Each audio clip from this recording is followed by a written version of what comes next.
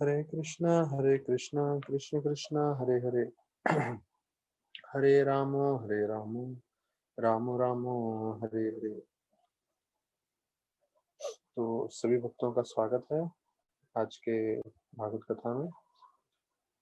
तो कल हमने प्रभुपाद लीलामृत में देखा कि कैसे प्रभुपाद जो है उनको टिकट मिल गई थी जलदूत में जाने के लिए, जो कार्गो शिप था।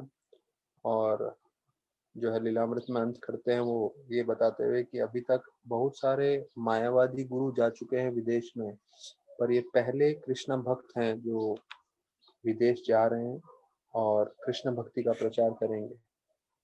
तो अभी जो है हम प्लांटिंग द सीड जो दूसरा भाग है लीलामृत का, वो आज से चर्चा कर रहे हैं हम।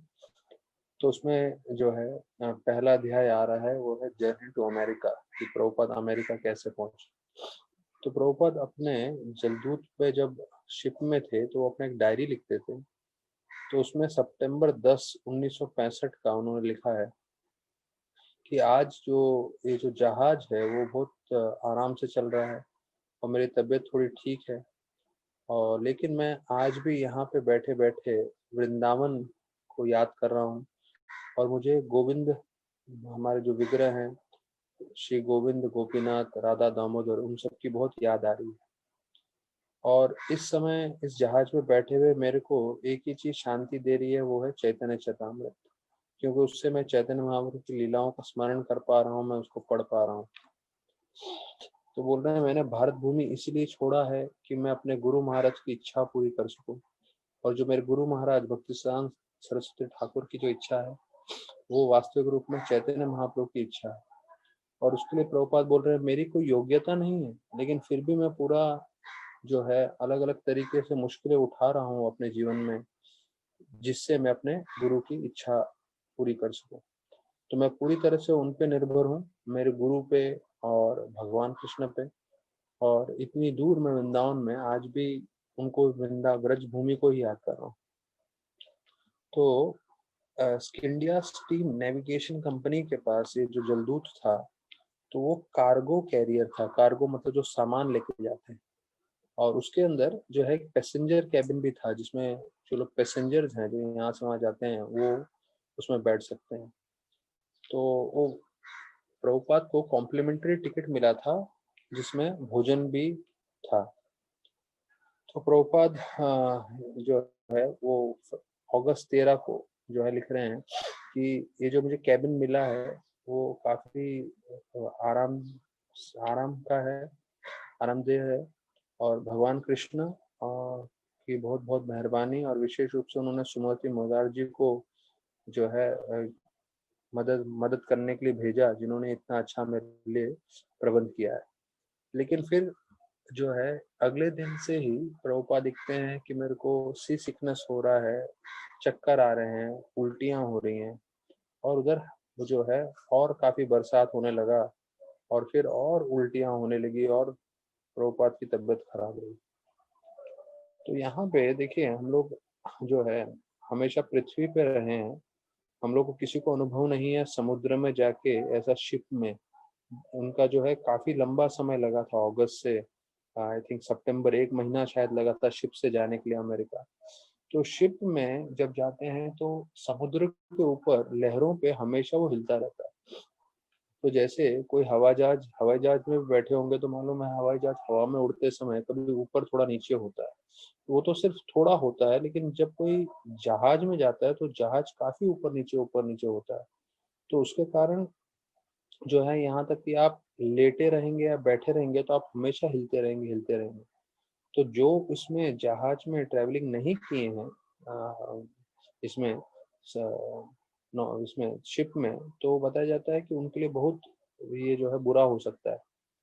तो फिर 19 को बताते हैं कोलंबो जो है श्रीलंका में जहाज पहुंचा 13 से 6 दिन के बाद। तो प्रभुपाद को थोड़ा बहुत जो है उनकी तबीयत ठीक हुई। तो जो अरुण पांड्या कैप्टन थे वो कोलंबो घुमाने ले गए प्रभुपाद को, जो श्रीलंका का जगह है। तो वहाँ पे थोड़ा घूम कर आए। फिर वहां से कोचीन में गए। तो कोचीन में जो है जहाज गया, तो वहां पे जन्माष्टमी था। जब कोचीन पहुंचा तो प्रभुपाद जो है सोच रहे थे कि ये 20 तारीख को पड़ा था उस समय जन्माष्टमी। तो प्रभुपाद ने उस समय भी मौका उठाया और जितने भी उधर के स्टाफ मेंबर्स थे शिप के, उन सबको जन्माष्टमी का जो है कृष्ण कथा बताने लगे। और अब खुद उन्होंने स्वयं प्रसादम बनाया था जहाज पे और वो सबको बांटा। अगले दिन 21 तारीख को प्रभुपाद का 17वां जन्मदिन था, जो बिना कोई बोलते ना सेरेमनी के समुद्र के बीच में मनाया गया। और फिर बताया जाता है उसी दिन कोचीन में गाइड शिप पहुंचा, जहाँ पे प्रभुपाद की जो है किताबें जो हैं, जो उन्होंने श्रीमद् भागवतम का पूरा ट्रंक भर के रखा था, फर्स्ट कैंटो के 3 भाग, वो जो बॉम्बे से शिप किए थे वो यहाँ पे कोचीन में लोड हुए थे। तो मैंने इसके आपको तस्वीरें भी दिखाई थी पहले कि कैसे जो है ये सारे की सारी जो किताबें हैं वो कोचीन में चढ़ी थी। तो राधानाथ महाराज भी वहाँ कोचीन में गए और मैं भी वहीं पे था कोचीन में। तो वहाँ पे हम लोग ने वो जगह का दर्शन किया जहाँ से भागवतम जो है प्रभुपाद लेके गए थे। फिर बोलते हैं वापस से प्रभुपाद की तबीयत खराब होने लगी, फिर से चक्कर, सर दर्द, भूख नहीं लग रहा है, उल्टियाँ आ रही हैं और ये चलता रहा। और फिर कभी कभी ज़्यादा भी हो रहा था और इसके बीच में उनको छाती में दर्द भी होना चालू हो गया। और फिर बताया जाता है उनको 2 दिन में 2 बार हार्ट अटैक भी आया। तो इतना सब हो गया। तो ये सब प्रभुपाद जो है सिर्फ अपने गुरु महाराज की इच्छा पूरी करने के लिए कर रहे थे। तो प्रभुपाद को लगने लगा कि अगर एक और हार्ट अटैक आएगा तो मैं अवश्य जीवित नहीं रह पाऊंगा। तो 2 हार्ट अटैक आ चुका है, 2 बार तो बच गए प्रभुपाद, तो तीसरे में बच नहीं पाऊंगा। प्रभुपाद को इतना दर्द हो रहा था और प्रभुपाद 70 साल की उम्र में है, आप सोचिए। भक्ति चारू महाराज बताते थे कि आप समझ सकते हैं क्या प्रभुपाद ने हमारे लिए क्या किया है? तो सब भक्त बोलते थे हाँ हाँ हम समझ सकते हैं प्रभुपाद ने हमारे लिए क्या किया है। तो भक्ति चारू महाराज बोले आप नहीं समझ सकते, आप तभी समझ पाओगे जब आप खुद 70 साल के हो गए। 70 साल की उम्र में जब शरीर का जो हालत होता है बुढ़ापे के कारण, उसके बाद प्रभुपाद ने जो किया वो वही व्यक्ति समझ सकता है जो 70 साल का है। कोई भी व्यक्ति 70 साल के कम उम्र का कभी समझ नहीं पाएगा प्रभुपाद ने हमारे लिए क्या किया। मतलब जो शारीरिक तपस्या तकलीफ झेला है प्रभुपाद ने, वो हम लोग सोच भी नहीं सकते। और फिर सोचिए 70 साल की उम्र के बाद प्रभुपाद अभी अमेरिका जा रहे हैं और उस समय प्रभुपाद रात रात भर बैठ के भागवतम अनुवाद किए, जिससे हम जैसे लोगों को, बद्ध जीवों को कलयुग के भागवतम श्रवण करके उनको उद्धार मिल सके, भगवत धाम जा सके। तो ये प्रभुपाद का जो है बड़ा इच्छा था पूरा भागवतम हम लोग को देना, जिससे हम कथा प्रभुपाद का सुन के, नहीं तो अगर वैसे देखा जाए हरिनाम ही सार है तो प्रभुपाद सिर्फ एक ही लाइन लिख सकते थे कि चैंट हरे कृष्णा ऑलवेज, बस इतना बोल के छोड़ देते थे। क्यों प्रभुपाद ने इतना बड़ा जो है भागवतम में इतने तात्पर्य विस्तार पूर्वक दिए? क्योंकि जिससे हम प्रेरणा ले सके, भगवान की कथा श्रवण कर सकें और फिर हम प्रेरणा लेके और जप कर सके। तो उसमें अभी देखिए प्रभुपाद को 2 हार्ट अटैक आ चुका है, प्रभुपाद की हालत इतनी नाजुक है। तो प्रभुपाद को सपना आया और सपने में कृष्ण भगवान ने खास साक्षात दर्शन दिए और वो कृष्ण भगवान स्वयं जो है उनकी नाव, उनका जो शिप था, जहाज, उसको चला रहे थे, ऐसे सपने में देखा।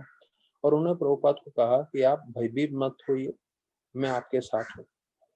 तो कृष्ण भगवान का ऐसा सपना आने के बाद जो है प्रभुपाद को काफी आश्वासन हो गया कि नहीं अभी मेरी तबीयत खराब नहीं होगी। और फिर बताते हैं कई दिनों के बाद उनकी तबीयत ठीक होने लगी और फिर वो भोजन भी करने लगे 2 हफ्ते के बाद। तो उन्होंने खुद ने अपने लिए खिचड़ी और पूरी बनाई। देखिए प्रभुपाद का जो है अपना उनको खुद को कुकिंग करना होता था, तो क्या बनाते थे? खिचड़ी और पूरी। तो पूरी जो है कई बार बंगालियों का काफी फेवरेट रहा है। प्रभुपाद लिख रहे हैं ये सितंबर 9 की बात है कि मैं अभी भोजन करने लगा हूँ, थोड़ी बहुत मेरे में ताकत आ रही है और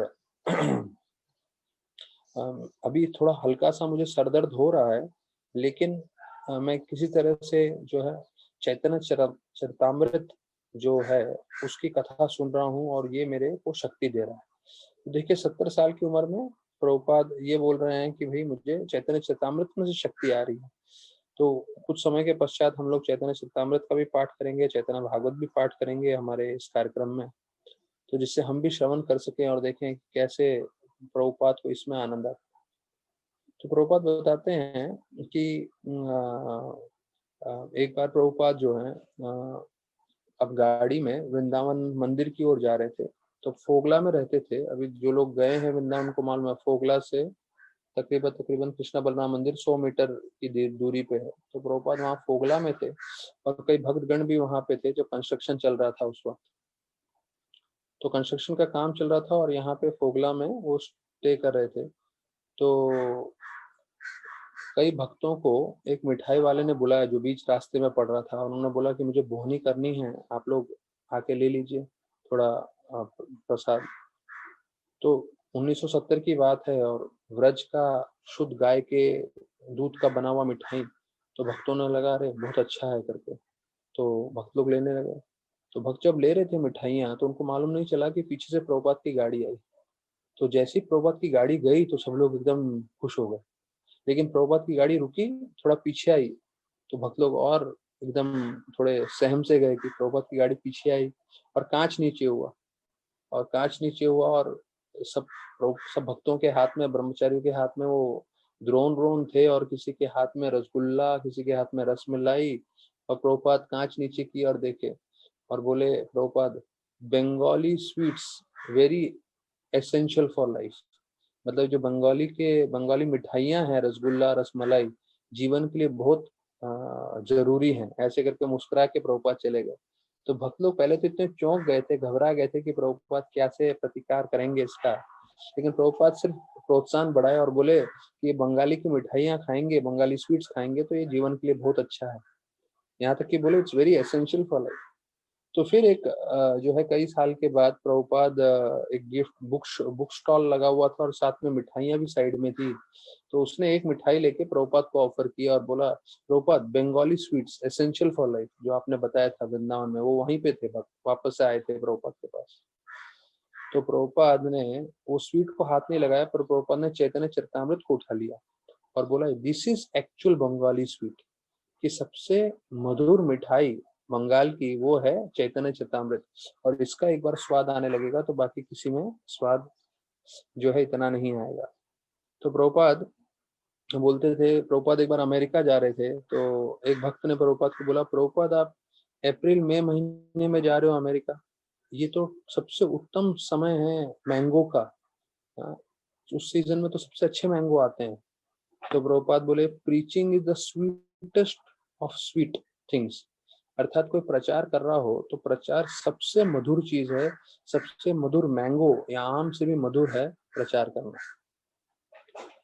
तो यहाँ पे जलदूत में वर्णन आ रहा है कि जो कैप्टन है अरुण पांड्या, वो बोल रहे थे कि मैंने कभी अटलांटिक ओशन को इतना शांत नहीं देखा। तो प्रभुपाद बोले हाँ, ये कृष्ण की कृपा है। और जो मिसेस पांड्या थी उनकी पत्नी, तो वो भी जो है प्रभुपाद को बोल रही थी कि आप हमारे साथ जा रहे हैं, हमें बहुत अच्छा लग रहा है। तो प्रभुपाद ने डायरी में लिखा है कि अगर अटलांटिक अपने नॉर्मल तरीके से रहता था तो मैं मर जाता था। मतलब वो इतना शांत हो गया अटलांटिक पूरा, जिसके कारण मेरा तबीयत ठीक रहा, वरना मैं तो 2 हार्ट अटैक के बाद तो मर ही जाता था। तो यहाँ बोलते हैं प्रभुपाद की कृष्ण भगवान ने पूरा शिप का पूरा जहाज को पकड़ के रखा था जिससे मैं आराम से पहुंच सकूं। फिर अभी बताया जाता है 32nd डे हो गया। हाँ, तो 32 दिन हो चुके हैं प्रभुपाद को। तो प्रभुपाद ने बाटी बनाया। तो जिनको मालूम नहीं है बाटी क्या होता है, मारवाड़ियों में खाते हैं दाल बाटी चूरमा। तो बाटी मतलब जो आटे का गोला बनाते हैं उसको सेकते हैं तो उसको बाटी बोलते हैं। तो प्रभुपाद ने बाटी और खिचड़ी बनाया था 32वें दिन में। और प्रभुपाद बोले अच्छा बना था। और मैंने थोड़ा भोजन किया और फिर मैंने जो है फिर से कृष्णा से प्रार्थना करना चालू किया। और प्रभुपाद ने एक बंगाली में पूरा भजन लिखा हुआ है, ये पूरा विस्तार पूर्वक भजन है, वही प्रार्थना कर रहे हैं कि मैं उसमें से 2-3 लाइन पढ़ूंगा और फिर आगे जाएंगे हम लोग। जो है वो भजन जो लिखा है वो थोड़ा लंबा सा है, तो पूरा हम लोग कवर नहीं कर पाएंगे। बोलते हैं हमें तभी भगवान कृष्ण की कृपा मिलेगी जब हमें पहले राधा रानी की कृपा मिलनी चाहिए। तो राधा रानी की कृपा हमें प्राप्त होगी तभी हमें कृष्ण की कृपा मिल सकते हैं। तो मेरे जो गुरु महाराज है भक्ति सिद्धांत ठाकुर, वो चैतन्य महाप्रभु को बहुत प्रिय है और वो जो है कृष्ण की सेवा में लगे हुए हैं और उनका इच्छा है कि कृष्ण भगवान की गाथा, कृष्ण भगवान की भक्ति पूरे विश्व भर में फैले। और ऐसे करते हुए उन्होंने अंतिम, मैं पूरा स्किप करके मैं आपको लास्ट बता रहा हूँ कि मुझे आपकी याद आई, कृष्ण भगवान के लिए बोल रहे हैं और मुझे आपको बहुत याद करना था, इसलिए मैंने आपके लिए भजन लिखा है। मैं आपका हमेशा दास रहूंगा और मैं हमेशा आपका संग चाहता हूँ और आपके अलावा मेरे को कोई आश्रय नहीं है। और ऐसे बताते हुए अभी सितंबर 17 को वो जो है जलदूत बॉस्टन में पहुंचा। हाँ, सितंबर 17। तो देखिए ये शुरुआत किया था जो है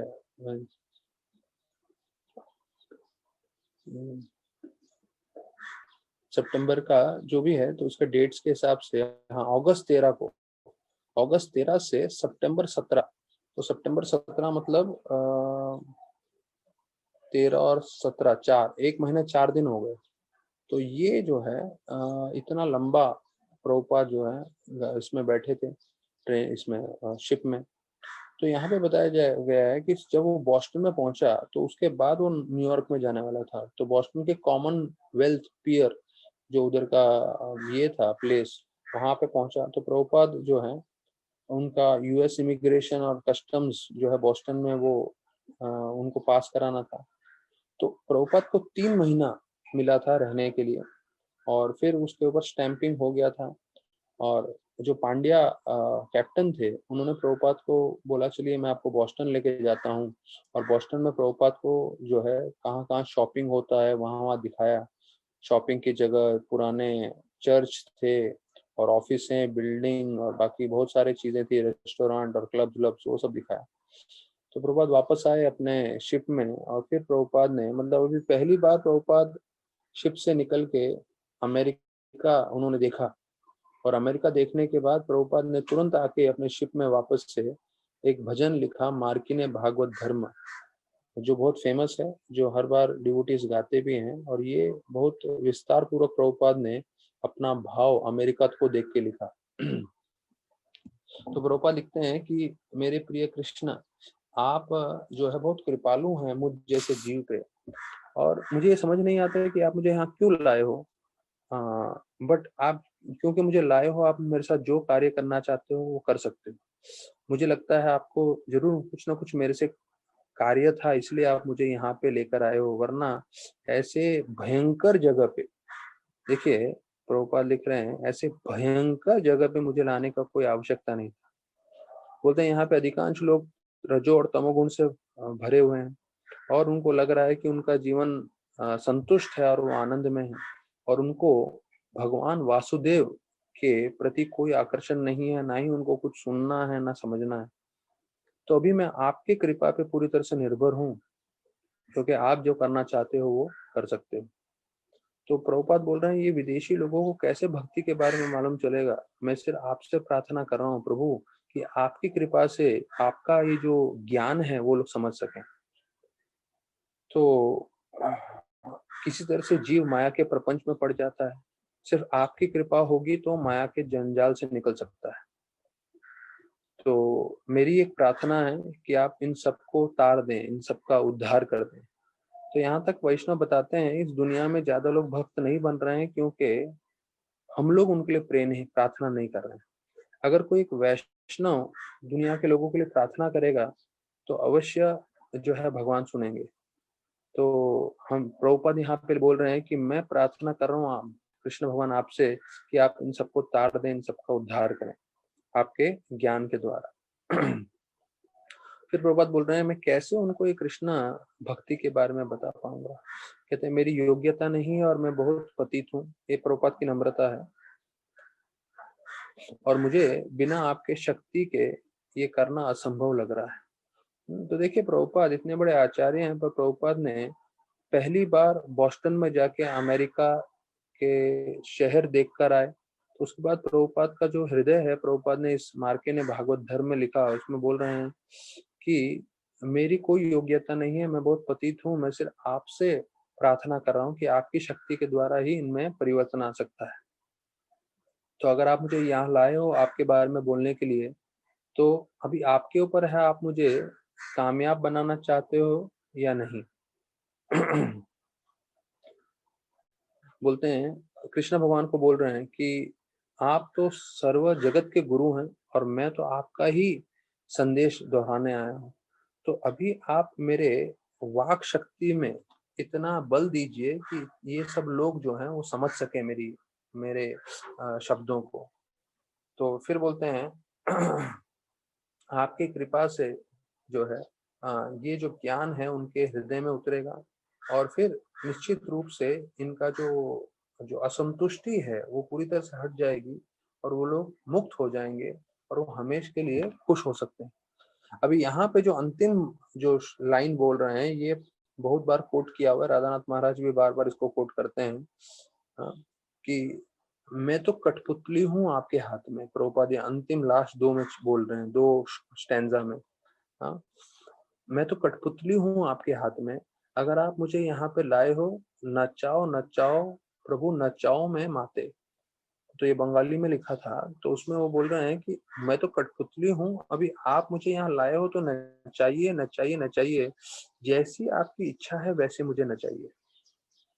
तो प्रभुपाद अंतिम श्लोक में बोलते हैं कि मुझ में ना ही भक्ति है ना ही ज्ञान है, और लेकिन मुझे पूरी तरह से श्रद्धा है आपके नाम में। भगवान के जो हरि नाम है तो उस पर मुझे पूरी तरह से श्रद्धा है। तो मेरा नाम भक्ति वेदांत दिया है।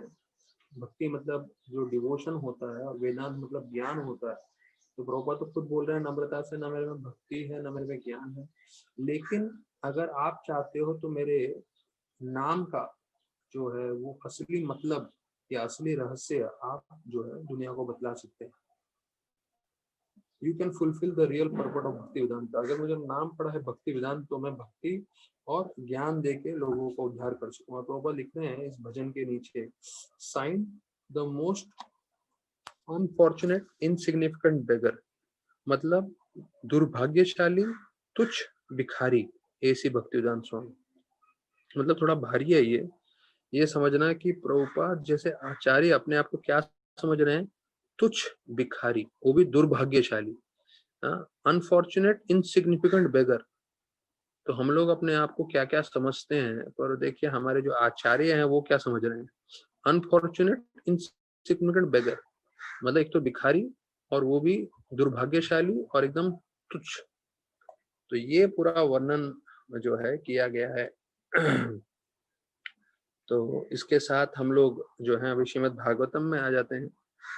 तो श्रीमद् भागवतम में हम ध्रुव महाराज का जो है देख रहे हैं, ध्रुव महाराज कैसे वापस उत्तानापाद से मिलने आते हैं, और कल भी हमने उस श्लोक में चर्चा किया। पर उससे पहले मैं आप लोगों को 2 श्लोक बताना चाहूंगा, 30 और 36। देखिए 30वें श्लोक हमने चर्चा कर चुके हैं, पर मैं आपको जस्ट रिवीजन में 2 पॉइंट्स बताना चाहूंगा। 4th canto 9th chapter verse number 30 शब्द आ रहा है प्रतख मति ही, कि I feel from that I fell from that position due to having other desires। ये ध्रुव महाराज बोल रहे हैं कि मैं भगवान का दर्शन भी प्राप्त किया, लेकिन मेरा पतन हो गया। क्यों? क्योंकि मेरी कोई और इच्छाएं थी।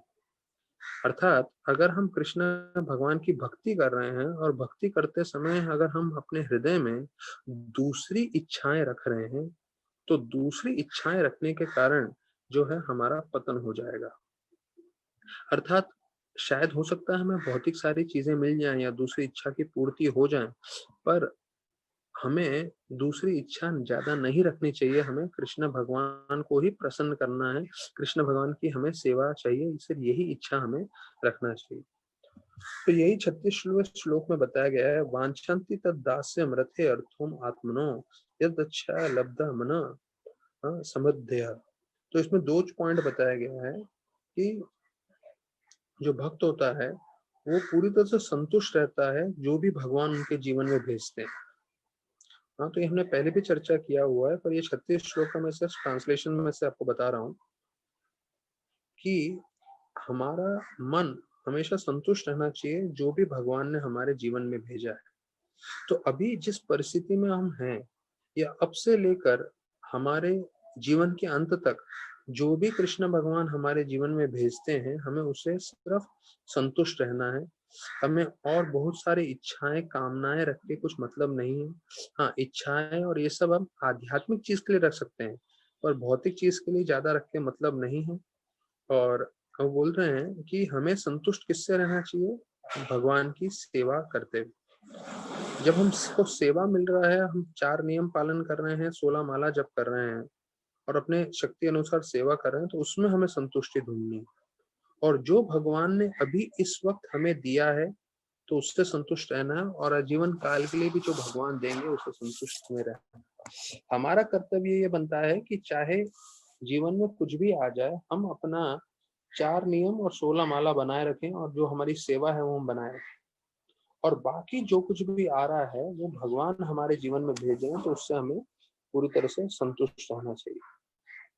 तो फिर हमने 45th श्लोक में देखा कि कैसे ध्रुव महाराज के लिए बताया जाता है, कैसे वो अपने दोनों माताओं को प्रणाम करते हैं।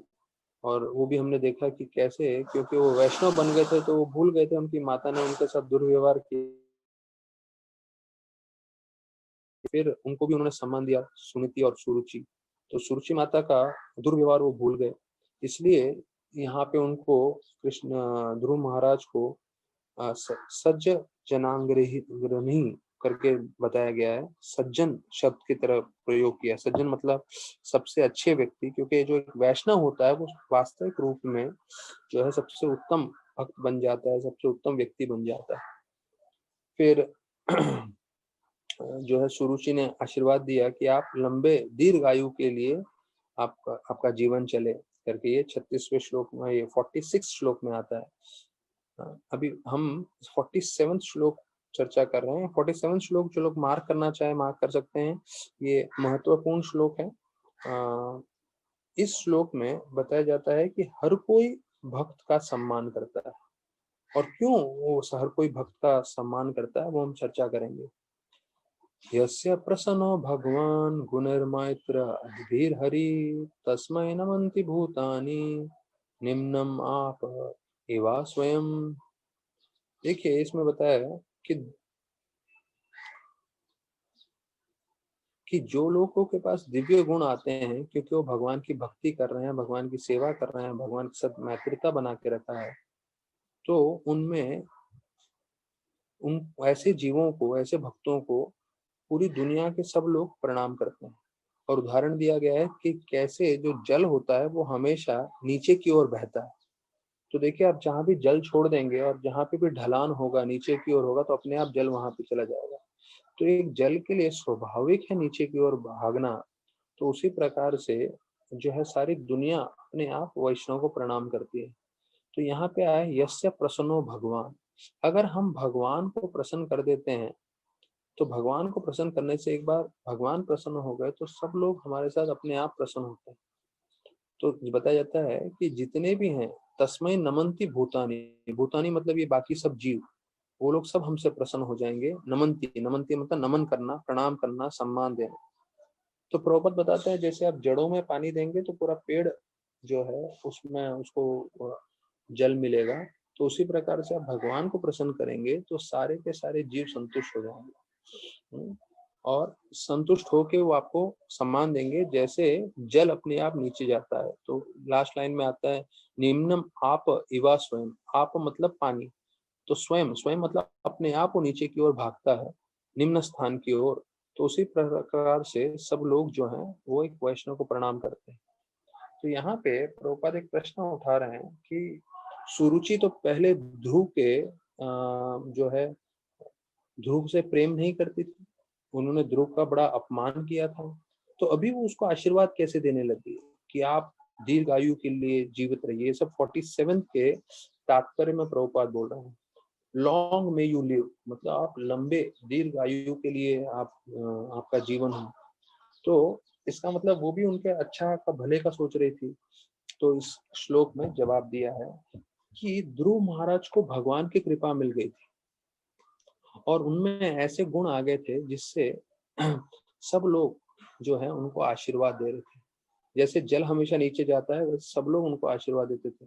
तो हमें ये समझना है कि जब हम कृष्ण भगवान की भक्ति कर रहे हैं, कृष्ण भगवान का कथा श्रवण कर रहे हैं, तो अधिकांश लोग जो हैं वो हमें सम्मान करेंगे। भले हम समझे नहीं समझे, भले वो सामने से हमें बोले नहीं बोले, क्योंकि हम कृष्ण को संतुष्ट कर रहे हैं। तो कृष्ण को संतुष्ट करने से हम सभी जीवों को, हमारे परिवार वाले हैं, हमारे मित्र हैं, हमारे रिश्तेदार या जो भी हैं, सबको जो है संतुष्टि प्राप्त हो रही है। तो फिर प्रभुपाद बोलते हैं जो एक भक्त होता है वो कभी किसी से सम्मान नहीं चाहता, लेकिन जहां भी वो भक्त जाता है पूरी दुनिया उसको सम्मान करती है। ये एक वैष्णव पद्धति है। तो यहाँ पे श्रीनिवास आचार्य के बारे में वर्णन कर रहे हैं प्रभुपाद कि श्रीनिवास आचार्य सद गोस्वामियों के लिए बोलते थे कि पूरी की पूरी दुनिया जो है उनको प्रणाम करती थी, उनको सम्मान देती थी। क्यों? क्योंकि वो भगवान के ऐसे भक्त थे। तो भगवान की अगर हम प्रामाणिक रूप से भक्ति करें तो हमें सम्मान चाहिए नहीं, लेकिन पूरी दुनिया हमें सम्मान देगी, ऐसा वर्णन किया गया।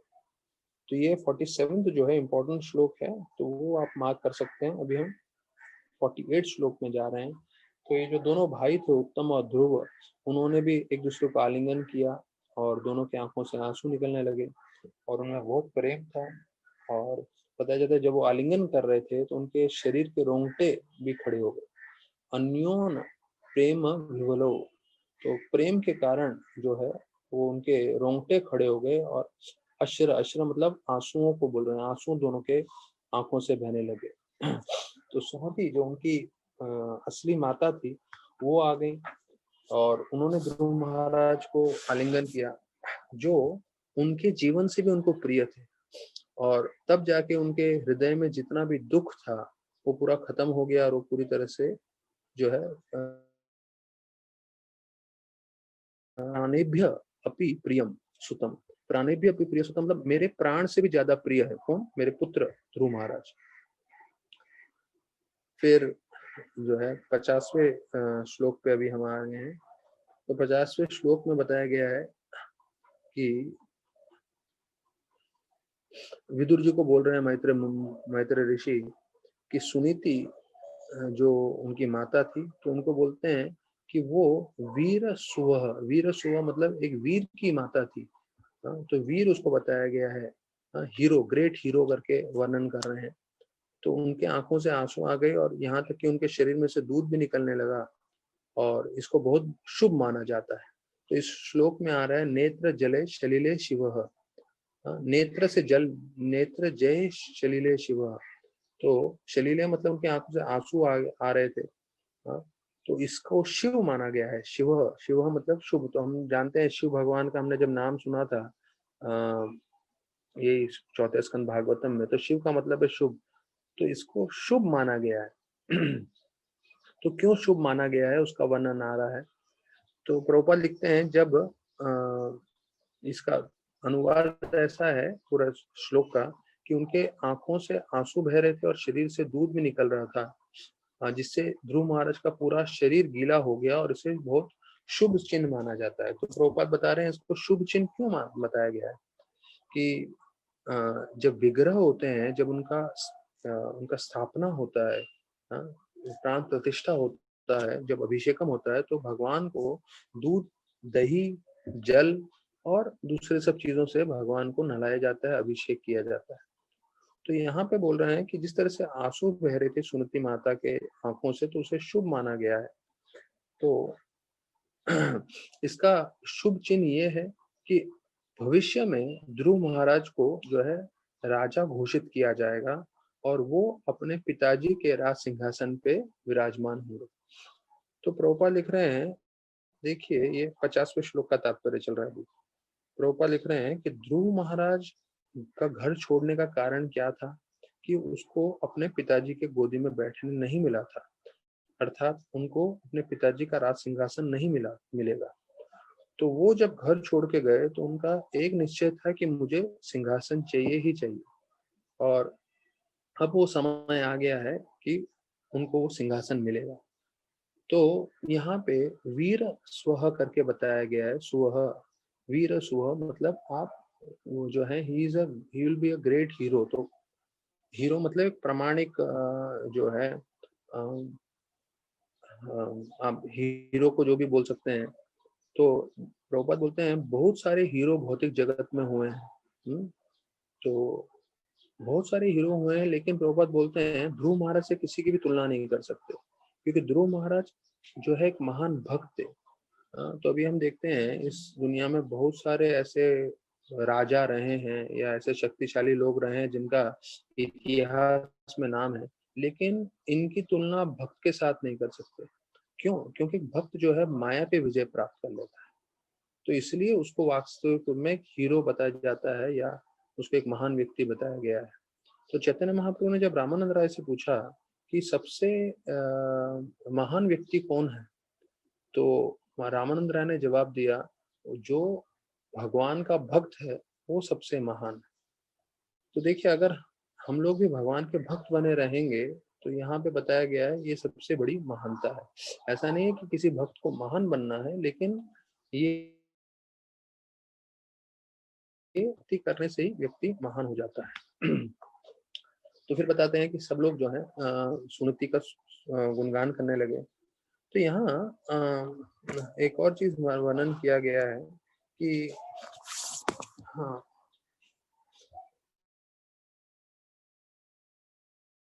ठाकुर बताते हैं कि नारद मुनि जब उत्तानापाद से आके मिले तो उन्होंने उनको आध्यात्मिक ज्ञान दिया। तो आध्यात्मिक ज्ञान देने के बाद उत्तानापाद को लगा कि मैंने अपने पुत्र और उसकी माता के साथ दुर्व्यवहार किया है, इसलिए वो जाके सुनीति से मिलते हैं और सुनीति के साथ समय बिताते हैं और उसको आश्वासन देते हैं। लेकिन वो जो है सुरुचि के पास नहीं जाते। तो सुनीति के पास समय देने के कारण जो है उन दोनों का आपस से संबंध बन जाता है और सेवा भाव बढ़ जाता है। तो ये भी एक आचार्य इसमें भी टिप्पणी देते हैं, विश्वनाथ चित्त ठाकुर।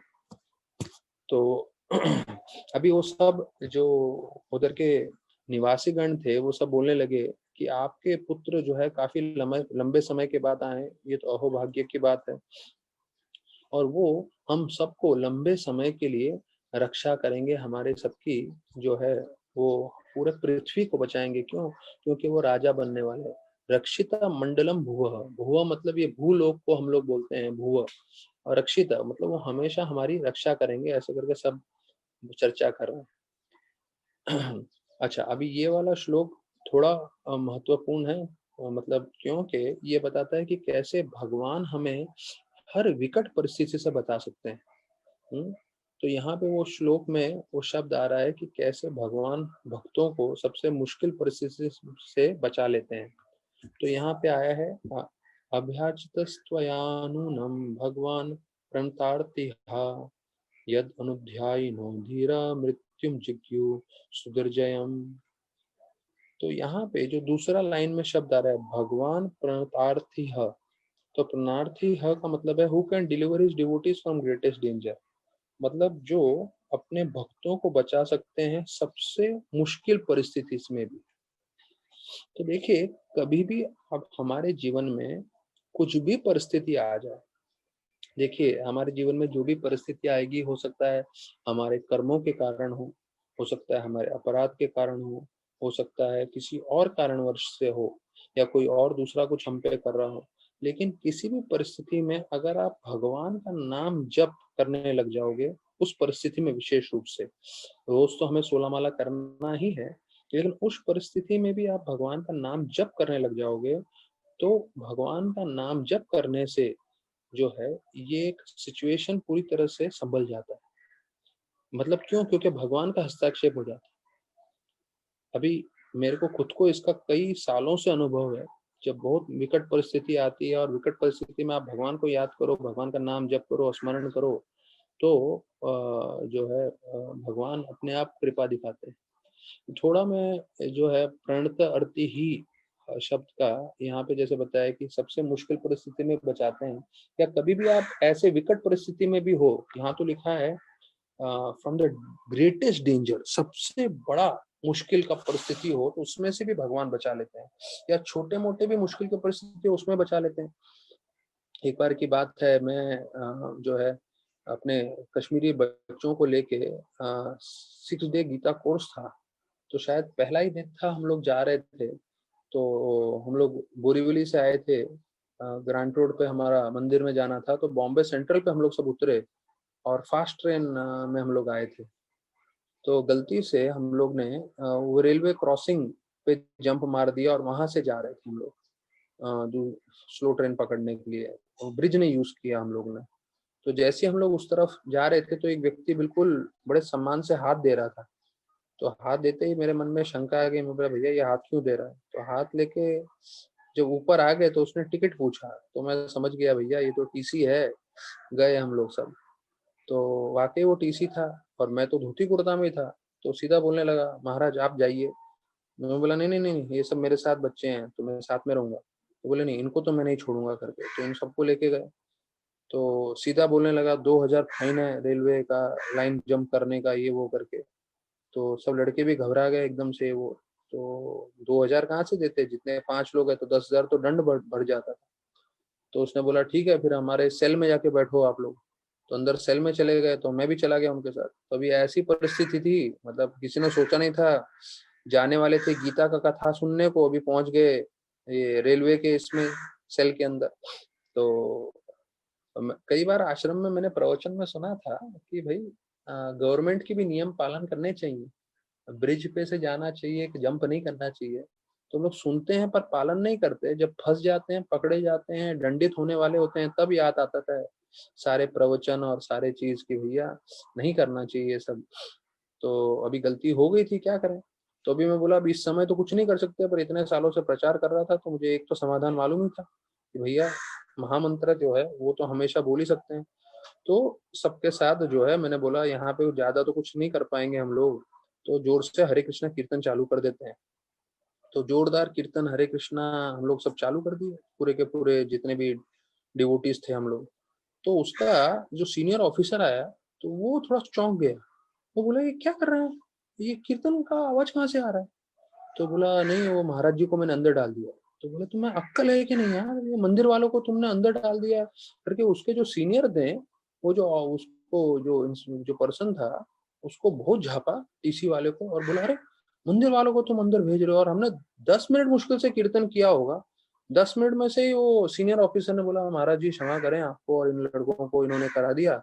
और बिल्कुल क्षमा मांगते हुए उसने हम लोग को बोला आपको कुछ फाइन वाइन कुछ नहीं, आप जाइए प्लीज जाइए आप करके। तो मेरा श्रद्धा बहुत बढ़ गया महामंत्र पे कि भाई जहां भी महामंत्र करो भगवान बचा ही लेते हैं। अब इसका मतलब ये नहीं कि हम लोग नियम वियम तोड़ें और हमेशा ऐसे कोठरी में पहुंच जाएं, पर कहने का मतलब है कि आप जब भी भगवान का नाम लें, तो यहाँ पे शब्द आया है प्रणता आरती है, कि आप जो है किसी भी परिस्थिति में हो deliver, who can deliver is devotee, भगवान जो है अपने भक्तों को मुश्किल से मुश्किल परिस्थिति में बचा लेते हैं। तो हर एक भक्तों को भी इसका अनुभव होगा कि जो भी मुश्किल परिस्थिति में भगवान का स्मरण किए हैं, भगवान अवश्य उन्हें बचाएं। तो देखिए हम जो भागवतम कथा भी कर रहे हैं, तो वो भी भगवान का स्मरण ही है। तो हम लोग का ये भागवत कथा करने का उद्देश्य यही है कि हम ज्यादा से ज्यादा भगवान को याद कर सकें।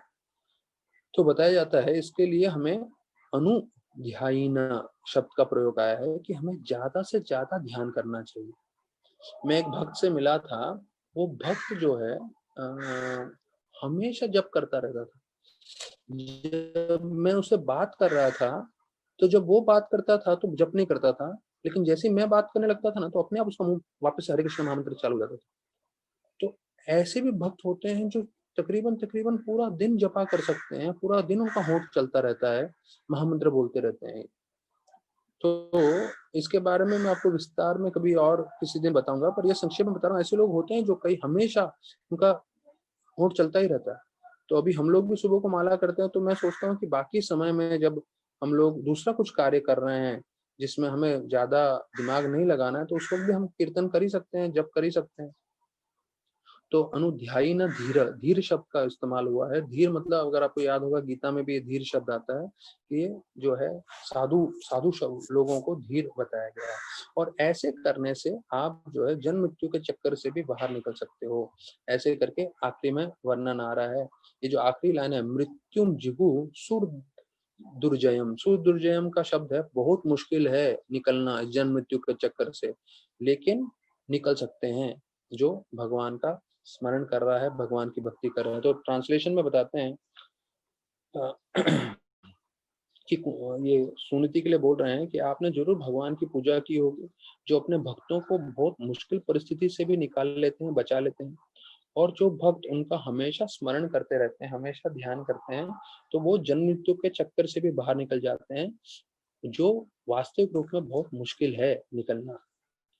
तो ध्रुव महाराज ने अपने जो माता से बिछड़ गए थे, तो जब ध्रुव महाराज अपनी माता से बिछड़ गए थे, तो ऐसे बिछड़े हुए समय में उनकी माता पूर्ण तरह से भगवान की से प्रार्थना कर रही थी कि मेरी बेटी की रक्षा करना हर मुश्किल परिस्थिति में।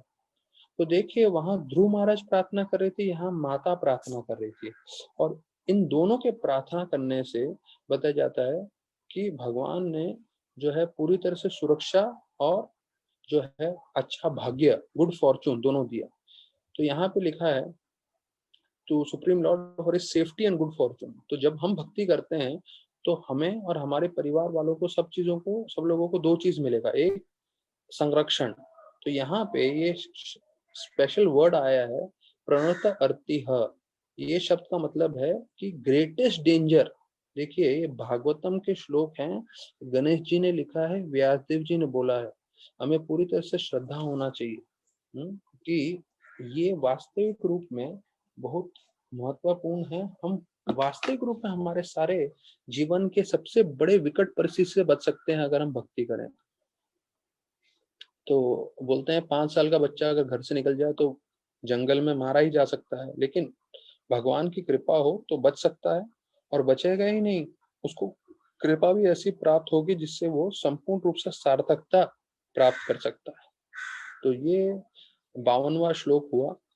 तो 52वें श्लोक के बाद हम लोग अभी यहाँ पे होल्ड, इसका 53 श्लोक कर देता हूँ मैं। तो उसमें फिर वो शहर में प्रवेश कर रहे हैं, वो वर्णन कर रहा है, उसके बाद हम रोकते हैं। यहाँ मैत्रेय ऋषि विदुर जी को बोल रहे हैं जब सब लोग ध्रुव महाराज को ऐसी प्रशंसा कर रहे थे, तो राजा बहुत प्रसन्न हो गए, उत्तानापा, और उन्होंने ध्रुव और उनके भाई उत्तम दोनों को हथनी पे बिठाया और वो शहर में प्रवेश किए। तो अभी इसके ऊपर प्रभुपाद तात्पर्य में बताने वाले हैं कि कैसे पिता बहुत प्रसन्न हो जाते हैं अगर बेटे का कोई गुणगान करे तो अभी इसमें 3 भाग बचे हैं। मैं अभी आपको 3 भाग संक्षेप में बताता हूँ, और कल हम इस अध्याय को समाप्त करेंगे, और फिर अगला अध्याय भी प्रारंभ करेंगे कल हम लोग, जिसका शीर्षक है कि ध्रुव महाराज कैसे यक्षों के साथ युद्ध करते हैं। पर उससे पहले अभी ये 3 भाग क्या है, 53 श्लोक तक हो गया अभी हमारा। 54 से 59 जो है डेकोरेशंस और ब्लेसिंग्स, डेकोरेशंस जो शहर में किस तरह से उन्होंने सजावट किया था उसका वर्णन है, और ध्रुव महाराज को क्या आशीर्वाद मिला। फिर 60 से 64 ये 5 श्लोकों में जो महल है उसका वर्णन है, और फिर 65, 66, 67 ये 3 श्लोक में वर्णन है कि उत्तानापाद को कैसे जो है उत्तानापाद कैसे अपने पुत्र को राजा बनाते हैं, और वो जंगल में चले जाते हैं अपना वनवास लेने के लिए। तो ये जो है 54 से 67 मतलब 13 श्लोकों में होगा। तात्पर्य में ज्यादा तात्पर्य एकदम विस्तारित नहीं है, तो वो हम कल जल्दी समाप्त करेंगे। आज मैं इसलिए इसको यहाँ रोक रहा हूँ क्योंकि कल भी हम गीता का चर्चा नहीं कर पाए थे, भगवत गीता के ऊपर, क्योंकि हमने सोचा है कि 10 मिनट आखिरी हम लोग रोज गीता पे भी चर्चा करेंगे। तो भगवत गीता का हमें ज्ञान होना जरूरी है। प्रभुपाद स्पष्ट रूप से बताते हैं कि भागवतम से पहले हमें गीता का पूरा ज्ञान होना चाहिए। तो हम लोग 4थे स्कंद पे पहुंच गए हैं, और 4थे स्कंद पे पहुंच के हम लोग अभी तक हमने गीता पहले पढ़ा नहीं। तो अभी मैं सोच रहा हूँ कि कम से कम अभी गीता पढ़ लें। तो याद रखिएगा, गीता बेस है और भागवतम ग्रेजुएशन।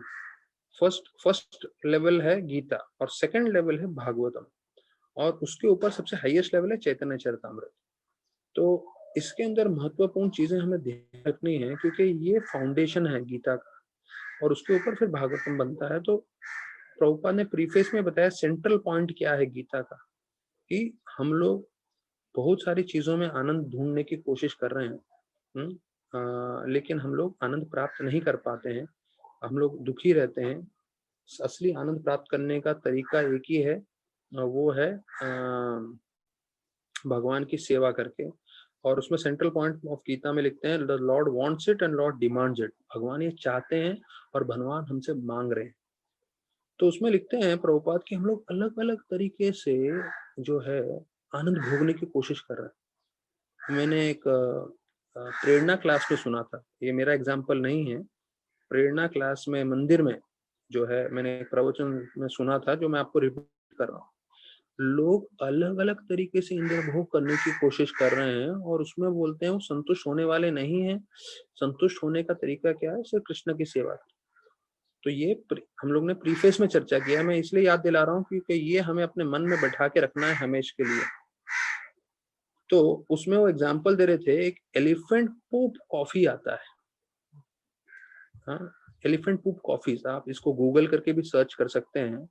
और स्टारबक्स या ऐसे जगह जाओगे, वो 3,500 का एक कॉफी का ग्लास है, 3,500 का एक कॉफी का ग्लास स्टारबक्स में, एलिफेंट पूप कॉफी। और वो क्या होता है, अभी मैं आपको जस्ट एग्जांपल दे रहा हूँ, मुझे अच्छा नहीं लग रहा है एग्जांपल देने को, पर मैं आपको बता रहा हूँ लोग कितने मूर्खता से अलग अलग तरह से जो है भोग करने की कोशिश कर रहे हैं। तो वो हाथी को कॉफी के पूरे जो दाने हैं वो खिलाते हैं, फिर जो हाथी विष्टा करता है तो उसमें से वो कॉफी के दाने वापस से निकालते हैं और उसका कॉफी बनाते हैं। सोचिए, मतलब कोई एक सज्जन व्यक्ति को सिर्फ ऐसा बोलेंगे तो वो एकदम उखड़ जाएगा, बोलेगा क्या बेकार की बातें कर रहे हैं आप।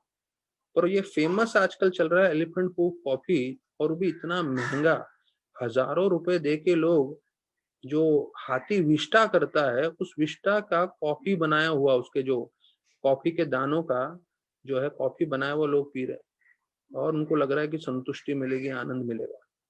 तो देखिए, ऐसे ऐसे मूर्खता से लोग इंद्र भोग करने की कोशिश कर रहे हैं।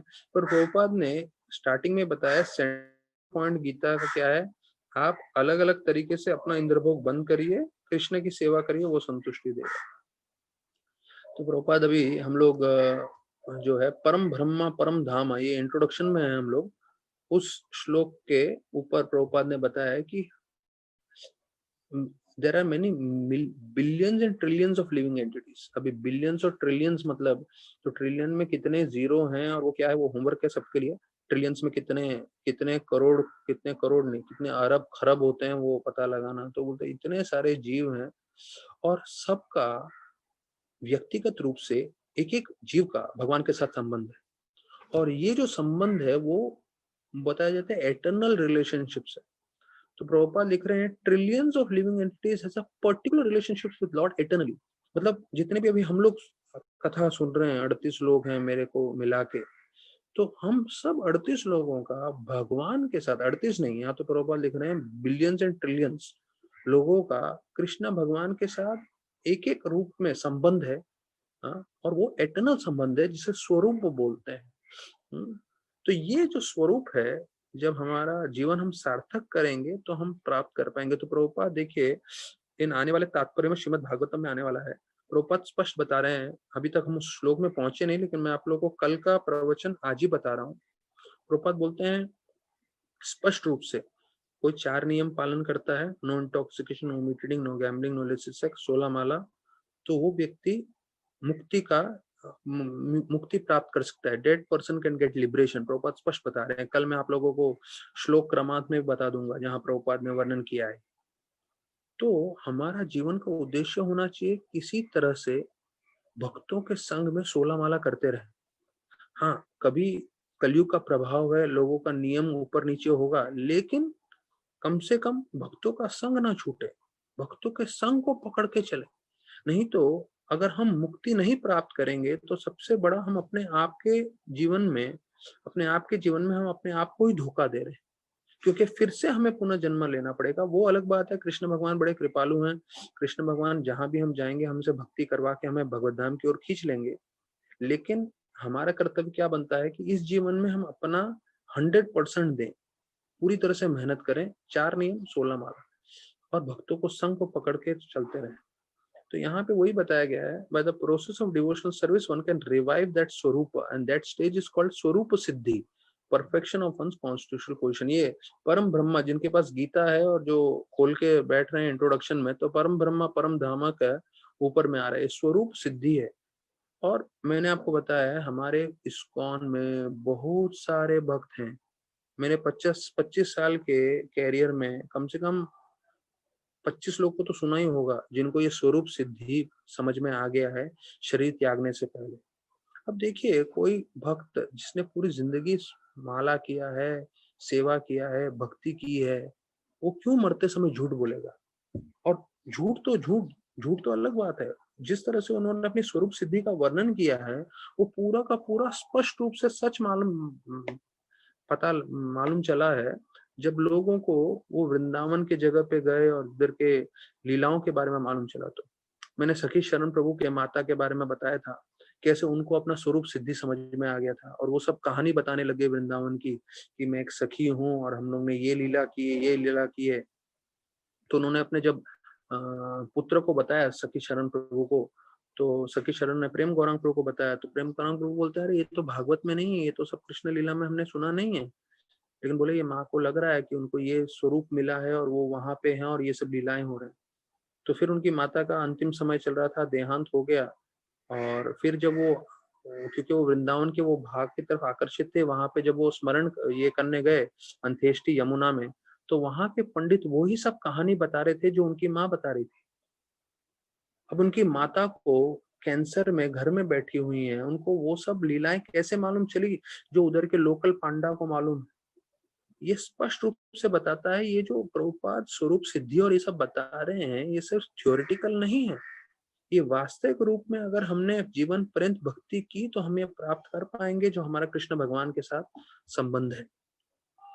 तो अर्जुन बता रहे हैं, अर्जुन उवाचा परम ब्रह्मा परम धाम पवित्रम परमम भवम पुरुषम शाश्वतम दिव्यम आदि देवम अजम विभुम। तो इसमें पूरे भगवान के लोकों का और उनका जो है बहुत सारे गुण वर्णन किए गए हैं। फिर उसके जो है 10.12, 13 एंड 14 ये सब आप लोग पढ़ सकते हैं। फिर बोलते हैं ये पूरा ट्रांसलेशन भी आप लोग देख लीजिए कि नारद असित देवल व्यास सब लोग बोल रहे हैं कि आप पूर्ण पुरुषोत्तम है, आपका लोक सबसे उत्तम है, वगैरह वगैरह। तो कि देवता भी और दानव भी आपको समझ नहीं पाए, तो ये समझ लीजिए neither the demigods nor the demons can properly understand you. तो विदुर देवा न दानवा, तो न देव समझ सकते हैं ना दानव समझ सकते हैं, तो कलयुग के लोग कैसे समझ सकते हैं? प्रभुपाद की कृपा से समझ सकते हैं। तो प्रभुपाद का हम आश्रय ले रहे हैं, प्रभुपाद का गीता पढ़ रहे हैं, तो उनकी कृपा से हम समझ पाएंगे। तो परम ब्रह्मा वर्णन किया गया है शब्द का अगले पैराग्राफ में, परम ब्रह्मा। तो सबसे उत्तम स्थान जो रहने का है वो है कृष्ण भगवान का। परम धाम, परम ब्रह्म मतलब सबसे उत्तम धाम नहीं है, सबसे उत्तम भगवान है वो परम ब्रह्म। और परम धाम मतलब उनका स्थान, उनका रहने का। पवित्रम सबसे शुद्ध, पुरुषम जो है वो सबसे आनंद लेने वाले हैं, शाश्वतम दिव्यम, आदि देवम देव जो है, अजम विभुम, ये ऐसे पूरे भगवान के गुणों का वर्णन किया गया है। तो प्रभुपाद ऐसे लिख रहे हैं कि हो सकता है एक दोस्त अपने दूसरे दोस्त को ऐसी स्तुति कर रहा होगा, तो बोलते हैं नहीं, नारद असित देवल व्यास जितने भी पूरे आचार्य गण रहे हैं वो सब जो है स्वीकार करते हैं पूर्ण पुरुषोत्तम कृष्ण ही भगवान। तो बोलते हैं हमें कैसे गीता समझना चाहिए। प्रभुपाद लिखते हैं सर्वम एतद् ऋतं मन्ये। अर्जुन क्या बोल रहा है भगवान को, आप जो भी बोलते हो मैं उसको स्वीकार करता हूँ, आप जो भी बोल रहे हो वो सही है। देखिए ये एक लाइन हमारा जीवन को पूरा परिवर्तन कर सकता है। सर्वम एतद् ऋतं मन्ये, आई एक्सेप्ट एवरीथिंग यू से टू बी ट्रू। आप जो भी बोल रहे हो मैं 100% स्वीकार करने के लिए तैयार। तो ये हमें समझना चाहिए कि हम जो है जो भी भगवान गीता में बोल रहे हैं अगर हम 100% रूप से स्वीकार कर लें तो जो है हमारा जीवन सार्थक हो सकता है। तो प्रभुपाद बोल रहे हैं कि मनुष्य से बढ़ के लोग भी समझ नहीं पाते हैं, तो मनुष्य कैसे समझ पाएंगे? तो बिना भक्त बने, प्रभुपाद लिख रहे हैं, so how can a human being understand Lord Krishna without becoming his devotee? तो जब तक हम भक्त नहीं बनेंगे, तो ये सब भक्तों के लिए एक मेरे तरफ से इंफॉर्मेशन है। जब तक कोई जपा नहीं करेगा, हाँ, और वो सोचेगा कि मैं गीता समझ जाऊं, मैं भगवान को समझ जाऊं, नहीं, असंभव है। आपको जप करना बहुत जरूरी है। जप करेंगे तभी आप भगवान को समझ पाएंगे। तो फिर प्रभुपाद बता रहे हैं उसके अगले पैराग्राफ के अंत में, unless one reads Bhagavad Gita in a submissive spirit, it is very difficult to understand Bhagavad Gita because it's a great mystery. मतलब नम्रता बहुत जरूरी है। बिना नम्रता के आप गीता समझ नहीं पाओगे। अगर अहंकार पूर्वक, अगर आप विवाद करना चाहते हो, आर्ग्यूमेंट करना चाहते हो, हाँ, वाद विवाद के लिए बैठे हो, तो कभी गीता समझ नहीं पाओगे। बोलते हैं ना, जैसे पैर जमीन पे रखना, नम्रता से जो है शरणागत होके आप समझोगे तो गीता समझोगे। तो यहाँ पर्पस ऑफ गीता आ रहा है। तो देखिए, हम लोगों ने सेंट्रल पॉइंट ऑफ गीता पढ़ा है, और ये कई बार मैंने अपने प्रवचनों में बोला, purpose of Gita is to deliver mankind from the nuisance of material existence. तो जब हम गीता सुन रहे हैं, जब हम भागवत सुन रहे हैं, तो अगर कभी हमारे मन में कोई जो है विचार आता है, या कोई हमें पूछता है गीता का उद्देश्य क्या है, तो वो यहाँ प्रभुपाद जवाब दे रहे हैं, the purpose of Gita is to deliver the mankind from nuisance of material existence. मतलब जितने भी लोग हैं इस भौतिक जगत में, उनको इस भौतिक जगत से उद्धार करके भगवत धाम भेजना, ये गीता का उद्देश्य है। तो ये हमें पूरी तरह से समझना है, और ये हमारे जीवन में हमको उतारना है कि भाई, हम गीता पढ़ रहे हैं, भागवत पढ़ रहे हैं, उसका उद्देश्य क्या है कि हम इस भौतिक जगत के जंजाल से निकल सकें। और उसका मार्ग है जो हम लोग चैंटिंग कर रहे हैं, हियरिंग कर रहे हैं, सेवा कर रहे हैं, सत्संग कर रहे हैं, ये इन चीजों के आधार पे नम्रता पूर्वक जीवन भर करते रहें, तो हम इसको प्राप्त कर पाएंगे। तो यहाँ हमने पर्पस ऑफ गीता आज संपन्न किया है। ये याद रखना है, सेंट्रल पॉइंट प्रीफेस में है, यहाँ पर्पस है। और एक और बार वापस से आने वाला एक और थीम जो हम आने वाले प्रवचन में चर्चा करेंगे, पर ये पकड़ के रखिएगा, गीता का पर्पस क्या है, प्रभुपाद बता रहे हैं, उद्देश्य क्या है गीता का, हमें भगवत धाम भेजना बस, और उसके लिए भक्ति करना, भक्ति करके भगवत धाम जाए, ये गीता का सार है। तो हम इंट्रोडक्शन में और जाएंगे, अभी सिर्फ हमने 10 मिनट इस पे ही चर्चा कर लिया, तो और धीरे धीरे हम लोग स्लो जा रहे हैं, लेकिन जो महत्वपूर्ण चीज है वो समझते हुए जा रहे हैं। और किसी को जल्दी करने की आवश्यकता नहीं है, क्योंकि जीवन भर हमें भक्ति करना है। तो जीवन भर के लिए प्रभुपाद ने, आचार्य ने हमारे लिए बहुत सारी किताबें रखी है। गीता है, भागवत है, चैतन्य चरितामृत है, चैतन्य भागवत है, और उपदेशामृत है, नेक्टर ऑफ डिवोशन है, भक्ति रसामृत सिंधु है, रामायण है, महाभारत है। तो चलता रहेगा ये कथा का सिलसिला। आप लोग की कृपा रहेगी तो मैं भी 2 शब्द आप लोग को बता पाऊंगा। तो संडे के दिन लोग ज्यादा जुड़ जाते हैं, बहुत अच्छा लगता है। आज 38 लोग आए हुए हैं, तो बहुत बहुत धन्यवाद सभी भक्तों का जो आए। आप लोग को देख के मुझे भी प्रोत्साहन मिलता है और बोलने का जो है मौका मिलता है। बहुत बहुत धन्यवाद सभी भक्तों का। तो कल ठीक 4 बजे जुड़ेंगे हम लोग सब। हरे कृष्णा।